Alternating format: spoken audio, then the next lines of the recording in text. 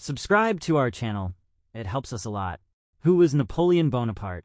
Napoleon Bonaparte, a name that evokes power, strategy, and an empire that once stretched across Europe. But who was he really? A military genius? A ruthless dictator? Or a man driven by an insatiable hunger for greatness? His story is one of ambition, triumph, and ultimate downfall. Let's go back to the beginning, early life. Napoleon was born on August 15th, 1769, on the island of Corsica, a small Mediterranean island that had just become part of France a year before his birth. His family was of minor nobility, but they were not wealthy. His father, Carlo Bonaparte, was a lawyer, and his mother, Letizia, was a strict but caring woman who would shape his disciplined character. As a child, Napoleon was intelligent, but also introverted and ambitious. He studied at military schools in France, and although he was often mocked for his Corsican accent, he quickly proved himself as a brilliant student. His true talent lay in military strategy, and he would use it to change the course of history. Rise to power during the French Revolution, Napoleon saw an opportunity. The country was in chaos. Governments rose and fell, and the military became a powerful tool for those who could control it. Napoleon, a young and skilled artillery officer, quickly gained recognition for his victories in battle. His brilliant leadership during the siege of Toulon in 1793 made him a rising star. In 1799, he staged a coup, overthrowing the government and making himself first consul of France. Just a few years later, in 1804, he crowned himself emperor. This was no ordinary ruler. He was a man who did not wait for permission. He took what he wanted. Military campaigns and achievements. Napoleon reshaped Europe through war. His campaigns against Austria, Prussia, Russia, and Britain made him a dominant force. The Napoleonic Code, his legal reforms, brought order and justice to France and influenced laws worldwide. At his peak, he controlled most of Europe. His victories at Austerlitz and Jena-Auerstedt cemented his reputation as a military genius. But his ambition had no limits, and that would be his undoing.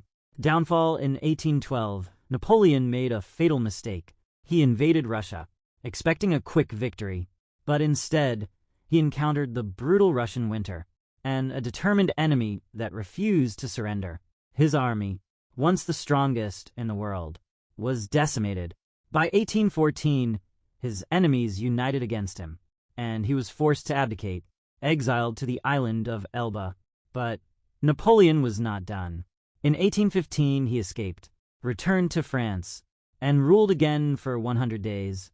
Before being finally defeated at Waterloo, he was exiled once more, this time to the remote island of St. Helena, where he died in 1821, a man who had once ruled an empire. Now a prisoner on a lonely island, legacy Napoleon changed the world. His military tactics are still studied today. His legal reforms shaped modern law, and his name remains a symbol of ambition and power. But was he a hero or a tyrant? That depends on who you ask. 10 most searched questions about Napoleon. Why is Napoleon so famous? Napoleon is famous for his military genius, his role in the French Revolution, and for creating an empire that once ruled most of Europe. How tall was Napoleon? Contrary to popular belief, he was not unusually short. He was about 5 feet 6 inches, which was average for his time. Did Napoleon crown himself emperor? Yes. In 1804, he took the crown from the Pope's hands and placed it on his own head, symbolizing that his power came from himself, not from the church. Why did Napoleon invade Russia? He wanted to force Russia to comply with his economic blockade against Britain. But the campaign ended in disaster. How did Napoleon lose power? His failed invasion of Russia weakened him, leading to his defeat in 1814. His final downfall came after his defeat at Waterloo in 1815, where was Napoleon exiled, first to Elba, then, after his return and final defeat, to St. Helena, where he spent the rest of his life. What was the Napoleonic Code?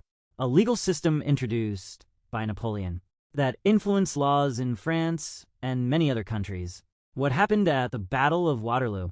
Napoleon was defeated by the Duke of Wellington and Prussian forces, ending his rule forever. How did Napoleon die? He died in exile on St. Helena in 1821, likely from stomach cancer, though some theories suggest poisoning. What is Napoleon's legacy today? He is remembered as one of history's greatest military leaders, a man who reshaped Europe and left a lasting mark on law, warfare, and leadership. Napoleon Bonaparte, a name that echoes through time, a man of immense ambition, genius, and controversy. His story is one of rise and fall, glory and exile. But one thing is certain, he changed history forever.